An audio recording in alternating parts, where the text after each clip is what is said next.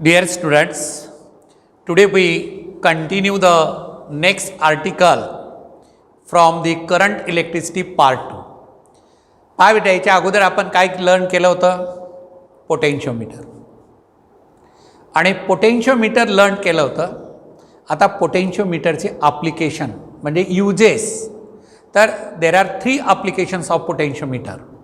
The first application is to measure the EMF of sale.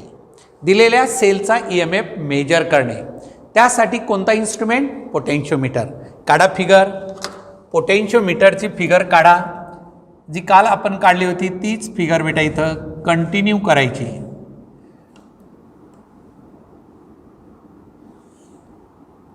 ही अशा parallel lines काढा.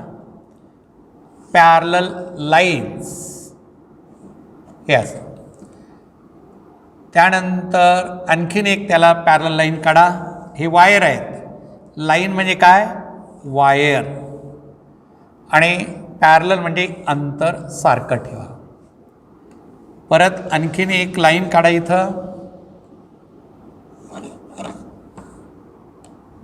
ही अशी line बेटा. आता ही पहिली लाईन इथं जोडायची असं आणि दुसरी लाईन इथं जोडायची आणि तिसरी लाईन जी असेल ती इथं जोडायची आणि चौथी लाईन जी असेल ती अशी परत एक लाईन काढा अशी.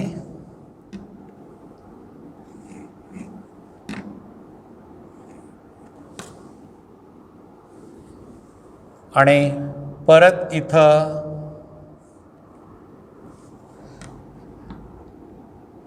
एक लाईन काढा. एक वायर. लाईन म्हणजे वायर असतं. साधारणतः 2 ते किती 4 मीटरपर्यंत असतं. किती आपल्याला काढायचं असं. तर हा पॉईंट तुम्हाला ऑलरेडी मी सांगितला आहे. ए पॉईंटपासून एक वायर इकडे काढायचे आणि इथं एक ॲक्युमुलेटर म्हणजे बॅटरी बेटा. तर या ठिकाणी ही ॲक्युमुलेटर काढलं आपण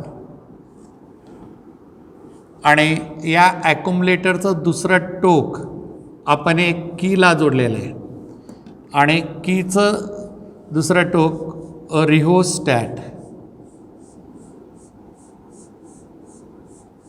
हे असं बेटा रिहोस्टॅट असेल आणि रिहोस्टॅटचं एक टोक जे असेल हे बी पॉईंट असेल पोटेन्शियोमीटरचा. ॲक्युमुलेटर पॉझिटिव्ह टर्मिनल, निगेटिव्ह टर्मिनल आणि करंट ॲक्युमुलेटरपासून आय असेल असं फ्लो होणार आहे बेटा. राईट. त्यानंतर हा बी पॉईंट हा पॉझिटिव्ह पोटेन्शियल आणि हा निगेटिव्ह पोटेन्शियल. हा पॉझिटिव्ह पोटेन्शियल ए आणि हा निगेटिव्ह पोटेन्शियल. आणि त्यानंतर पुढे बेटा इकडे सर्किट एक्सटेंड करा. आता इथं काय करायचं? अशी एक सेल. आता या सेलचा परत पॉझिटिव्ह इथं डॅनियल सेल किंवा लॅकलॅन सेल कोणतीही घ्या. एक सेल आपण इथं घ्यायचं आणि त्यानंतर एक रेजिस्टन्स बॉक्स घ्यायचा RB आणि एक गॅल्व्हनोमीटर असेल आणि नल पॉईंट आपण या N पॉईंटला ही लेंथ आपण ऑब्झर्व केलेली आहे. ए पॉईंटपासून म्हणजे ही कंटिन्यू इथून इथपर्यंतची लेंथ L रेकॉर्ड केलेली आहे. तर to compare the EMF of given cell. आता या सेलचा EMF आपण काय घ्यायचं बेटा? E1. E1 is the EMF of cell and that is to be calculate to find out the to measure the EMF of cell. And you have already learned in the first part of current electricity. Electromotive force म्हणजे EMF of cell. Open terminal output is measured as EMF of cell. Open terminal आउटपुटचा काय concept बेटा इथं पहा. Open terminal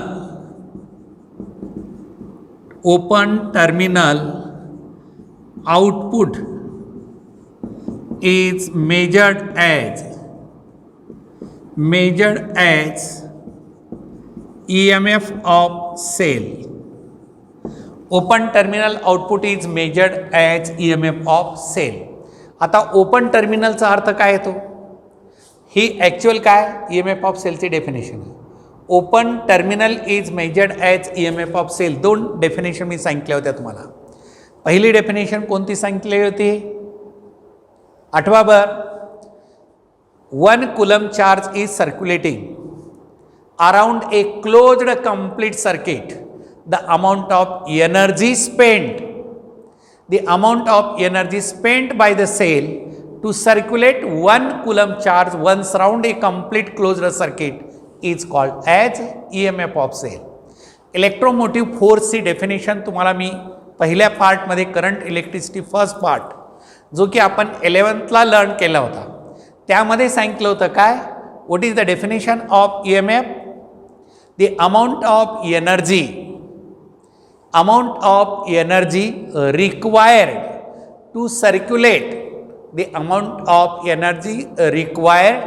circulate 1 coulomb of charge once round a complete closed circuit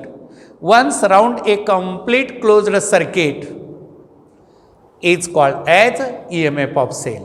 आणि त्याच्यासोबत दुसरी definition मी तुम्हाला दिली होती कोणती, ही काय बेटा इथं open terminal output is measured as EMF of cell. आता ओपन टर्मिनल आउटपुटचा कन्सेप्ट काय सांगतो. ओपन टर्मिनल मीन्स, आता मी एक तुम्हाला सर्किट दिला बेटा असं, हे एक रेजिस्टन्स आहे आणि ही एक सेल आहे आणि इथं की आहे. आता ही की क्लोज केली तर क्लोज सर्किट झाला, की ओपन ठेवली तर करंट फ्लो होत नाही आणि करंट फ्लो होत नसेल तर त्याला म्हणायचं open terminal output. When no current flows that is called as open terminal. आणि open terminal output is measured as EMF of cell. त्या ठिकाणी मी सांगितलं होतं, परत तुम्हाला इथं क्लिअर केलं बेटा. ओपन टर्मिनल म्हणजे करंट सर्किटमध्ये फ्लो न होता जे EMF मेजर करतो, व्होल्टेज जे मेजर करतो त्याला आपण म्हणतो EMF ऑफ सेल. त्याला आपण काय म्हणतो EMF ऑफ सेल. तर बेटा आता या ॲप्लिकेशनमध्ये काय केलेलं आहे, परत आपण शॉर्टमध्ये याचं कन्स्ट्रक्शन सांगायचं. The experimental arrangement consist of potentiometer. आता डायरेक्ट म्हणलं, the experimental arrangement consist of a potentiometer and accumulator, key, rheostat and resistance box and galvanometer. एवढे इन्स्ट्रुमेंट आपल्याला EMF ऑफ सेल मेजर करण्यासाठी लागतात. Positive terminal of accumulator is connected to the point A, whereas the negative terminal of accumulator is connected to the point B through key and rheostat. Through key, याला key and rheostat. Then the cell, positive terminal of the given cell whose EMF is measured. म्हणजे ज्या सेलचा EMF आपल्याला major करायचा आहे त्याचा positive terminal A पॉईंटला connect करा. म्हणजेच काय झालं बेटा, ॲक्युमुलेटरचा पॉझिटिव्ह आणि EMF ऑफ सेलचा पॉझिटिव्ह दोन्ही पॉझिटिव्ह एकत्र A पॉईंटला. Whereas the negative terminal of cell, इथं मी ॲक्युमुलेटर म्हणलं, इथं मी सेल म्हणत आहे. Negative terminal of the cell is connected to jockey. Arrow दाखवला असेल तर जॉकी थ्रू काय resistance box and galvanometer. Through resistance box and galvanometer. हे झालं बेटा कन्स्ट्रक्शन. लक्षात आलं. परत एक वेळेस तुम्हाला कन्स्ट्रक्शन सांगतो. पॉईंट टू पॉईंट एक्सप्लेनेशन आपण लर्न करत जायचं. आता पहिला पॉईंट काय सांगत आहे परत इथं लक्षात ठेवा. Positive terminal of accumulator is connected to the point A, whereas the negative terminal of the accumulator is connected to the point B through key and rheostat. Positive terminal of EMF of cell is connected to the A point of potentiometer, while negative terminal of cell is connected to the jockey through resistance box and galvanometer. Then next point, working. पहा बेटा, working. आता वर्किंगची सुरुवात कुठून करायची? First you make the connection as per the circuit diagram given to you. हे circuit diagram तुम्हाला दिलेला आहे आणि हा एक्सपेरिमेंट जो आपण लॅबोरेटरीमध्ये परफॉर्म करतो हे लक्षात ठेवा. This is the laboratory experiment we perform in the laboratory. As per the circuit diagram given you make the connections and now here close the key. आता ही की काय करायची बेटा? क्लोज करायची, right. Then draw the suitable resistance from resistance box. आता या resistance बॉक्समध्ये resistance काढून ठेवतो आपण. एक साधारणतः 100 ओम रेजिस्टन्स काढून ठेवलं. का रेजिस्टन्स बॉक्स कनेक्ट करायचा? समजा ॲक्युम्युलेटरचं करंट जास्त असेल तर हा गॅल्व्हनोमीटर डॅमेज होण्याची पॉसिबिलिटी असते. म्हणून सिरीजमध्ये हा रेजिस्टन्स जोडलेला आहे. हा काय करतो? करंट कमी करतो. एवढाच त्याचा उपयोग आहे, दुसरा काहीच नाही. म्हणजे draw the suitable resistance from resistance box and adjust the position of rheostat. रिओस्टॅटचं अप्पर टर्मिनलची पोझिशन अशा पद्धतीनं ॲडजस्ट करा by touching the jockey to the point A. ही जॉकी जे असेल ते ए पॉईंटला टच करा. Galvanometer shows one side deflection and to the other point B the galvanometer shows opposite deflection. Then your connections are correct and your instrument is ready for taking the reading. हे लक्षात आहे बेटा मी काय म्हणतो? Suitable ही की close करा आणि suitable resistance from resistance बॉक्समधून काढायचं आणि रिओस्टॅटची पोझिशन ॲडजस्ट करायची. असं थोडं फिरवायचं याला आणि जॉकी ए पॉईंटला टच करायचा. गॅल्व्हनोमीटर एका साईडला डिफ्लेक्शन दाखवतो. हा गॅल्व्हनोमीटर इथं असं एका साईडला, हे गॅल्व्हनोमीटर असं असेल तर एका साईडला डिफ्लेक्शन दाखवलं. नंतर ती जॉकी टच करायची आणि बी पॉईंटला केल्यानंतर तो ऑपोजिट डिफ्लेक्शन म्हणजे अगोदर ज्या साईडला होतं त्याच्या विरुद्ध साईडला डिफ्लेक्शन दाखवलं असेल तर this your connections are correct and this instrument is ready for taking the reading. म्हणजे तुम्ही केलेले कनेक्शन बरोबर आहेत आणि तुमचा इन्स्ट्रुमेंट काय रेडी झालेला आहे. कशासाठी रेडी झालेला आहे? रीडिंग घेण्यासाठी. हां, मग आता बेटा काय करायचं?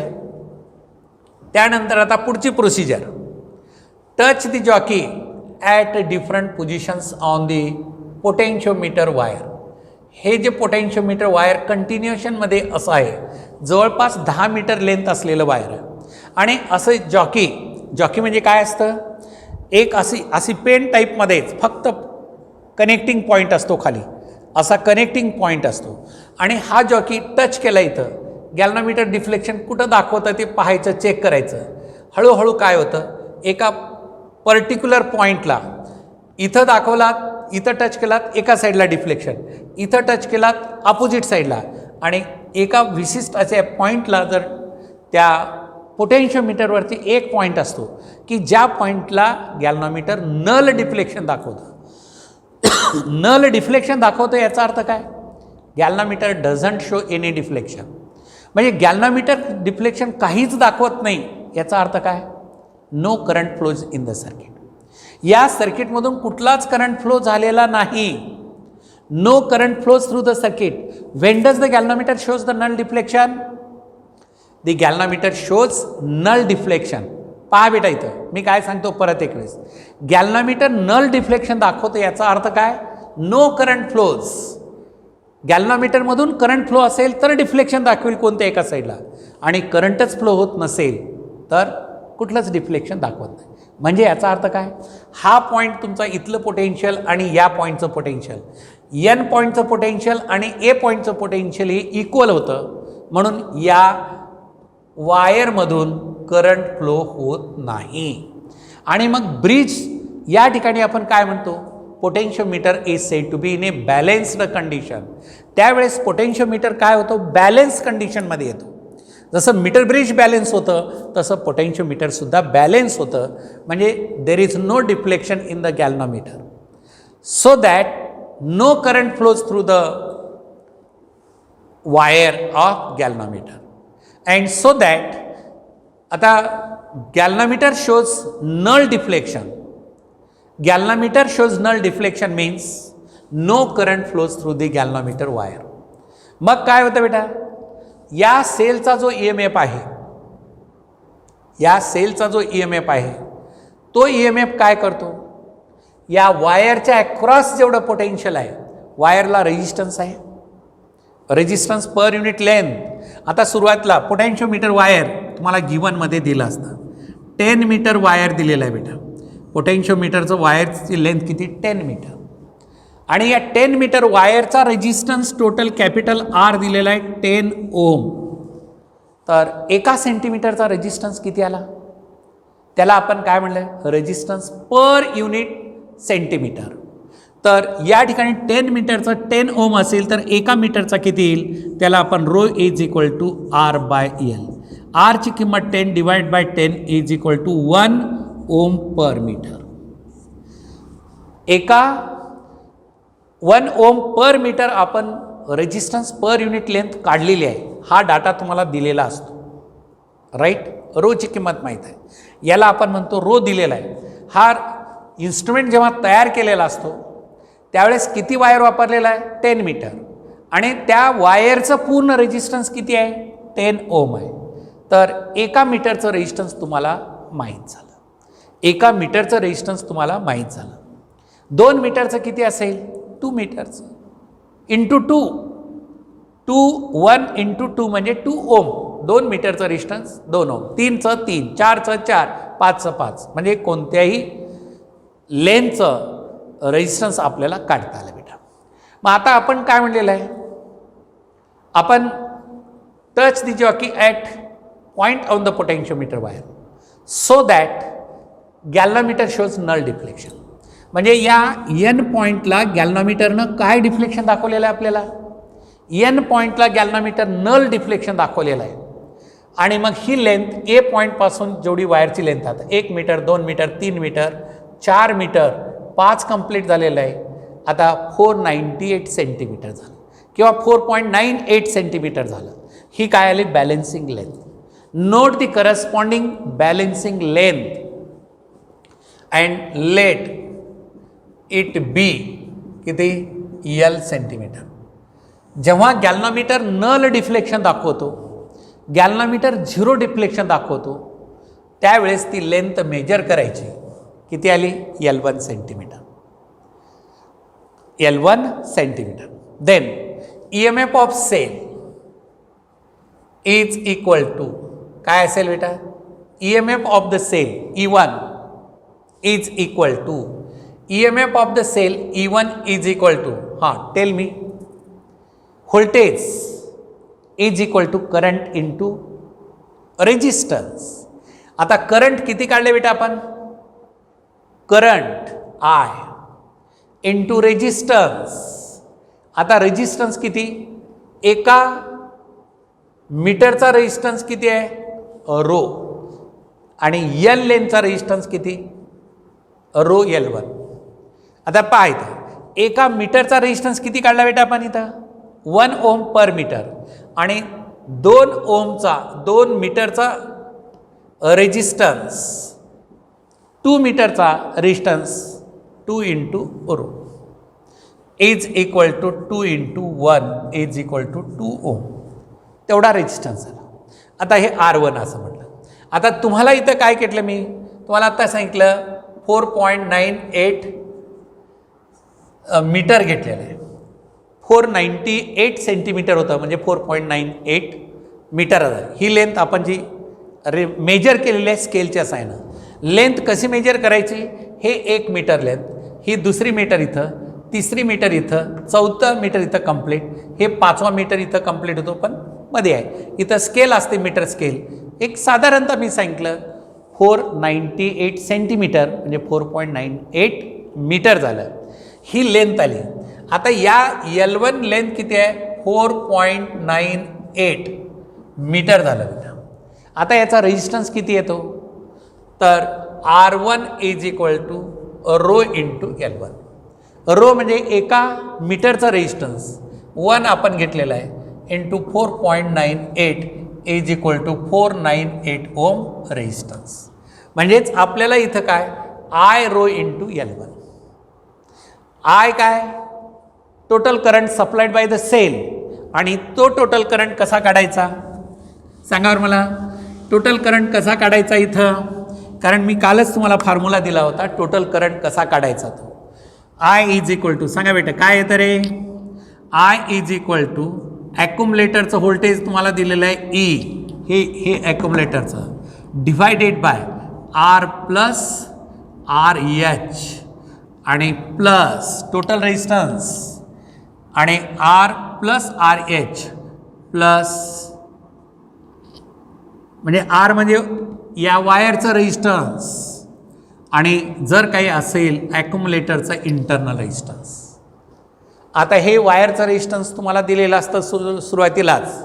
रिओस्टॅटचा हा रेजिस्टन्स किती आपण वापरलेला आहे हे माहीत राहतं आणि इंटरनल रेजिस्टन्स या बॅटरीचं तयार केल्यानंतर माहीत राहतं. त्याच्यावरून बॅटरीनं किती करंट सप्लाय केलेलं आहे हे माहीत आहे. ही आयची किंमत तुम्हाला माहीत आहे, रेजिस्टन्स पर युनिट लेंथ माहीत आहे आणि बॅलेन्सिंग लेंथ मेजर केलं तर with the help of this formula we can measure the EMF of given cell. आता दिलेल्या सेलचा EMF आपण इथं मेजर केलेला आहे बेटा. And so therefore this is the first application of potentiometer to measure the EMF of cell. आलं का लक्षात बेटा. आता त्यानंतर आपण दुसरं ॲप्लिकेशन घेऊया. इथं या ठिकाणी मी सेकंड घेतो. आता सेकंड ॲप्लिकेशन म्हणजे इथं जे घेतलं आपण पहिलं ॲप्लिकेशन लर्न केलेलं आहे आपण सेकंड. आता टू मेजर नाही, आता मेजर तर केलेलंच आहे आपण. इथं काय येतं बेटा, to compare the EMF of given cells. To compare म्हणजे सांगा काय येतं, टू कम्पेअर म्हणजे तुलना करायचं आहे. कशाच्या, दोन सेलच्या EMFची तुलना करायची आपल्याला. आता त्यासाठी बेसिक काय येतं, हे डायग्राम एवढा तर ॲज इट इज राहतो बेटा. थोडं मॉडिफिकेशन होतं, तेवढं मॉडिफिकेशन मी तुम्हाला इथं काढतो. म्हणजे फ्रेश डायग्राम तुम्ही काढून घ्या. फ्रेश डायग्राम काढा म्हणजे हा पोटेन्शियोमीटर असेल. आता हा पोटेन्शियोमीटर असल्यानंतर इथून काय करायचं बेटा, पहिला पार्ट जो असेल पोटेन्शियोमीटर काढायचा. आता सेकंड ॲप्लिकेशन आपण लर्न करत आहे म्हणून नोट करा तुम्ही. To compare the EMF of given cell, to compare the EMF of given cells by using separate method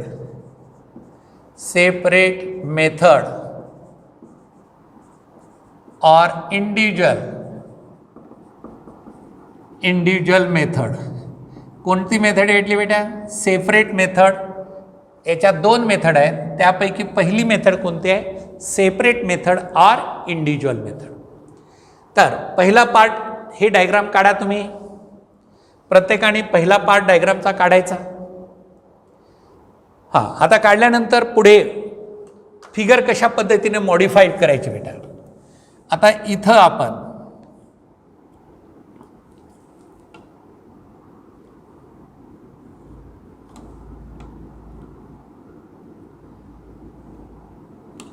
हे पहा,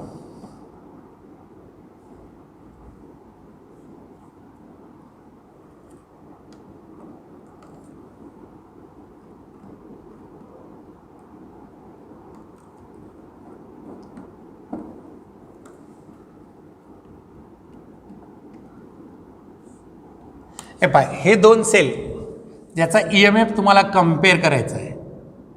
ही सेल ज्याचा EMF E1 म्हणू आणि ही दुसरी सेल असेल ज्याचा EMF E2 असेल बेटा. हे आणि त्यानंतर या दोन्ही सेलचा याला म्हणायचं टू वे के. इथून एक मिडलपासून वायर काढायचा आणि हा एक रेजिस्टन्स बॉक्स जोडायचा आर बी आणि त्याच्यानंतर गॅल्व्हनोमीटर आणि नंतर ए पॉईंटला टच करायचं. हा एन डॅश एन म्हणू आणि इथला एन डॅश. पहा सर्किट डायग्राममध्ये मॉडिफिकेशन काय केलं म्हणजे इथं जे घेतलं आपण दोन सेल आपण ही निगेटिव्ह असेल, छोटा म्हणजे निगेटिव्ह, हा मोठा पॉझिटिव्ह, म्हणजे मोठी लाईन जी असेल ते सेलचं पॉझिटिव्ह टर्मिनल आणि छोटी लाईन जी असते ती सेलचं निगेटिव्ह टर्मिनल. आणि याला इथं जे की असते बेटा याला म्हणायचं टू वे की. टू वे की दिसतं ना, टू वे की, दोन मार्ग असलेली की आहे त्याला टू वे की म्हणायचं. सर्किट डायग्राम काढलात तुम्ही, या पद्धतीनं सर्किट डायग्राम काढायचा. म्हणजे to compare the E M F of given two cells, to compare the E M F of given two cells, the circuit diagram is made as shown in figure. आता फिगरमध्ये जी diagram तुम्हाला दाखवलेली आहे बेटा, त्या या डायग्रामच्या सहाय्यानं आपल्याला E M F of cell compare करायचं आहे सेपरेटली किंवा इंडिव्हिज्युअल मेथडच्या सहाय्यानं. आता पहा सुरुवातीला काय करायचं, इथं की क्लोज करा, की ठेवा आणि नंतर इथं दोन असतात मार्ग असलेले, इथंही की क्लोज केलं म्हणजे हे असं. Okay, then adjust the procedure is the same. What is the procedure here? The circuit diagram is make the connection as per the circuit diagram. म्हणजे तुम्हाला जे कनेक्शन करायचे आहेत ते दिलेल्या सर्किट डायग्रामनुसार कनेक्शन करायचे आणि कनेक्शन केल्यानंतर ही की क्लोज करा आणि इथली एक की वन साईड, इथं मी वन साईड वन असं लिहितो. वन साईड म्हणजे एका बाजूला की क्लोज केली, ही मात्र ओपन ठेवायची, ही ओपन ठेवायची. एका साईडला की क्लोज केली म्हणजे सर्किटमध्ये पहिली सेल आली, दुसरी सेल नाही. Then adjust the position of the rheostat, adjust the position of the rheostat such that by touching the jockey to the point A, galvanometer show one side deflection and to the point B, the galvanometer shows opposite deflection. A पॉइंटला touch केल्यानंतर galvanometer एका बाजूला deflection दाखवतो आणि B पॉइंटला touch केल्यानंतर galvanometer अगोदर ज्या साईडला दाखवता त्याच्या विरुद्ध दिशेला दाखवतो. तर आपले कनेक्शन्स करेक्ट आहेत. समजा दोन्ही वेळेस एका साईडला दाखवत असेल तर कुठंतरी तुम्ही कनेक्शन केलेले चुकीचे आहेत हे लक्षात घ्यायचं आणि चेक करायचं. Touch the jockey to the point A, galvanometer show one side deflection. Then touch the jockey to the point B, the galvanometer shows opposite deflection. Now your connections are correct and your instrument is ready for taking the reading. Now आता पहा बेटा, म्हणजे ही की सर्किटमध्ये काय E1 आहे. E1 म्हणजे पहिला पार्ट ॲज इट इज आहे. Then touch the jockey at a different position on the potentiometer wire. Touch the jockey at a different position on the potentiometer wire till the null point is observed. आता इथं touch करत करत करत गेलात आणि एका पॉईंटला या गॅल्व्हनोमीटर काय करतो, नल डिफ्लेक्शन दाखवतो, म्हणजे झिरो डिफ्लेक्शन दाखवतो. काहीच डिफ्लेक्शन दाखवत नाही. काहीच डिफ्लेक्शन दाखवत नाही म्हणजे या वायरमध्ये करंट फ्लो होत नाही. म्हणजे ती लेंथ जी असेल कोणती, ही L1 सेंटीमीटर लेंथ ए पॉईंटपासून N पर्यंतची लेंथ रेकॉर्ड करा, मेजर करा. इथं एक स्केल असते, पट्टी असते, या पट्टीच्या साहाय्यानं लेंथ तुम्ही रेकॉर्ड करायची. ती लेंथ किती येते बेटा, L1 सेंटीमीटर. आणि ही पहिली लेंथ तुम्ही रेकॉर्ड केली L1 centimetre from point A with the help of scale. आणि मग या ठिकाणी काय होतं, या सेलचा EMF जे अगोदर आपण काढला होता E1 is equal to current into resistance. Resistance एका युनिट लेंथचा रेजिस्टन्स रो आणि लेंथनं मल्टिप्लाय केला तर हे काय झालं, हा करंट आणि हा रेजिस्टन्स. म्हणजे हे जे असेल इथं करंट आणि हा रेजिस्टन्स, या दोघांचा प्रॉडक्ट म्हणजेच काय झालं, voltage. That is E1 is equal to I rho into L1. याला इक्वेशन नंबर फर्स्ट. आलं का लक्षामध्ये बेटा? काय झालं, लेंथचं युनिट I रो म्हणजे पोटेन्शियल ग्रेडियंट आहे बेटा. पोटेन्शियल ग्रेडियंट कोणाच्या अक्रॉस आहे? L1 लेंथच्या. म्हणजे काय होतं, या ठिकाणी सेलचा EMF काय करतो, इथं नल डिफ्लेक्शन गॅल्व्हनोमीटर दाखवतं. याचा अर्थ या सेलचा जेवढा EMF आहे तेवढाच EMF या लेंथच्या अक्रॉसचं व्होल्टेज. बॅलन्सिंग लेंथ जी L1 घेतलेली आहे त्या L1 सेंटीमीटरच्या अक्रॉस जेवढी व्होल्टेज आहे तेवढंच व्होल्टेज या सेलचं होतं. आणि म्हणून गॅल्व्हनोमीटर नल डिफ्लेक्शन दाखवतो. गॅल्व्हनोमीटर नल डिफ्लेक्शन का दाखवतो? करंटच फ्लो होत नाही. का होत नाही current flow? When current is not flowing in the circuit, equipotential point. कोणते इक्विपोटेन्शियल पॉईंट आहेत? हा ए पॉईंटचा पोटेन्शियल आणि एन पॉईंटचं पोटेन्शियल सारखं आहे. म्हणून या वायरमध्ये कुठलाच करंट फ्लो होत नाही. No current flows through the wire. आणि करंट फ्लो होत नाही म्हणजे ओपन टर्मिनल आउटपुट आहे. आणि या लेनच्या अक्रॉसचं जेवढं व्होल्टेज आहे तेवढंच व्होल्टेज या सेलचं EMF येतं. आणि मग त्याला E1 is equal to I rho into L1. आलं का लक्षात बेटा? E1 is equal to I rho L1. आलं लक्षामध्ये तुमच्या? हां, आता नंतर काय करायचं पुढे? आता ही जी की होती या 2 वे कीचा हा जो पॉईंट होता हा ओपन करायचा आणि इथं क्लोज करायचं बेटा. म्हणजे हा पार्ट सर्किटमध्ये असू शकत नाही. हा पार्ट जो गोल केलेला आहे मी, हा सर्किटमध्ये असू शकत नाही, ओपन ठेवलेला आहे. आणि करंट जो फ्लो होणार आहे सेलमध्ये, जी सेल आपण सर्किटमध्ये येणार आहे यावेळेस, ती कोणती सेल आहे? E2 सेल आहे.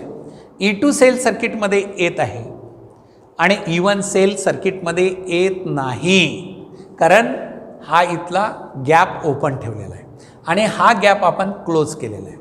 मग परत काय करायचं? Touch the jockey to the point A, galvanometer show one side deflection, and then to the point B, the galvanometer show opposite deflection. A पॉईंटला टच केलं तर एका साईडला डिफ्लेक्शन आणि B पॉईंटला टच केलं तर अपोजिट साईडला डिफ्लेक्शन.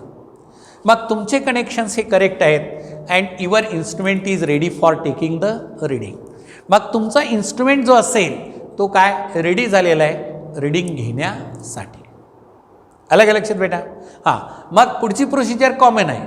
आता आपल्याला हा पार्टच नाही, आता हाच पार्ट असेल. परत जॉकी टच करायचे वेगवेगळ्या पॉईंटला आणि असा एक पॉईंट शोधायचा त्या 10 मीटर वायरवरती. एकच पॉईंट असतो, त्यापेक्षा दुसरा राहत नाही, की त्या पॉईंटला गॅल्व्हनोमीटर डिफ्लेक्शन नल दाखवतो. म्हणजे galvanometer shows does not show any deflection. Galvanometer does not show any deflection. This means that no current flows through this potentiometer. तर या पोटेन्शियोमीटरमध्ये कुठलंच करंट फ्लो होत नाही. आणि मग तो नल पॉईंट आपण घ्यायचा आणि तो नल पॉईंट कोणत्या पोझिशनला आला आहे? इथं N डॅश पोझिशनला. आणि मग ए पॉईंटपासून ही लेंथ मेजर करायची आपण इथपर्यंतची, आणि ती लेंथ आपण घेतलेली आहे L2 सेंटीमीटर. किती लेंथ घेतली ती? L2 centimetre. L2 सेंटीमीटरच्या अक्रॉसचं व्होल्टेज बरोबर या सेल E2चं. आलं का लक्षात? काय म्हणतो? E2 जी लेंथ आहे त्या लेंथच्या अक्रॉस जेवढं व्होल्टेज आहे तेवढंच EMF ऑफ सेल होतं आणि म्हणून आपल्याला नो डिफ्लेक्शन दाखवतं. म्हणजेच काय झालं बेटा इथं? E2 is equal to I rho. I म्हणजे करंट, रो म्हणजे resistance per unit length into L2.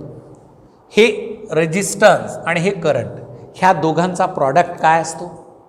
Ohm's लॉनुसार product of current and resistance is nothing but EMF of cell. Product of current and resistance is nothing but EMF of cell, and therefore E2 is equal to I rho L2. म्हणजे या सेलचं EMF असेल, म्हणजे E2 सेलचं EMF आहे ते E M F कशाशी balance झालेलं आहे? Voltage across the length L2. The E M F of cell E2 is balanced with voltage across the length L2 and so that is equal to E2 is equal to I rho L2. E2 is equal to काय आलं बेटा? I rho L2. हां, आता तुम्हाला E1 माहीत आहे, तुम्हाला E2 माहीत आहे, तुलना करायची आहे, कम्पेअर करायची आहे, त्यासाठी फॉर्म्युला काय येतो? E1 divide by E2 is equal to I rho L1 divided by I rho L2. आपण या दोन इक्वेशनचा रेशो घेतला. Taking the ratio of equation first and second, taking the ratio of equation number first and second, taking the ratio of equation first and second, and therefore E1 divided by E2 is equal to I rho L1 divided by I rho L2. पहा बेटा, I rho gets cancelled. And therefore here E1 divided by E2 is equal to L1 by L2. पहा बेटा, आता ही length E1 by E2 चा ratio बरोबर आहे L1 by L2. E1 by E2 is equal to L1 by L2. What is L1? Balancing length when E1 is in a circuit. And what is L2? Balancing length when E2 is in circuit. आता ह्या दोन length जर तुम्हाला दिलात तर तुम्ही comparison करू शकता दिलेल्या दोन सेलचा. We compare the E M F of the two cells by using separate method और individual method and here the formula E1 by E2 is equal to L1 by L2. आता पहा बेटा, पहिल्या सेलचं व्होल्टेज जास्त असेल तर L1 ची किंमत जास्त येणार आणि दुसऱ्या सेलचा ई एम एफ जास्त असेल तर L2 ग्रेटर असेल. मग यामध्ये E1 चं ई एम एफ ग्रेटर आहे का E2? म्हणजे समजा असं म्हणलं मी, if L1 greater than L2 then E1 greater than E2. पहिल्या सेलचं E M F greater than second, कारण हा रेशो 1 पेक्षा मोठा येतो. L1 ग्रेटर दॅन L2 असेल तर this ratio greater than 1 and therefore E1 greater than E2. E1 greater than E2. हे आपण कशा पद्धतीने लक्षात घेतलं? कंपेअर करून आपण हे लर्न केलेलं आहे. तर बेटा हे ॲप्लिकेशन, दोन ॲप्लिकेशन्स आपण इथं लर्न केलेले आहेत पोटेन्शियोमीटरचे. पहिलं application to compare the E M F of given two cells आणि second to compare to measure the EMF of first cell and second to compare the EMF of two cells. हे आपण इथं complete केलेलं आहे. आता एक comparison राहिलेलं आहे, ते म्हणजे कोणतं? By sum and difference method किंवा ॲसिस्ट आणि अपोज मेथड ज्याला आपण म्हणतो, ते आपण नेक्स्ट पिरियडला लर्न करूया आपण.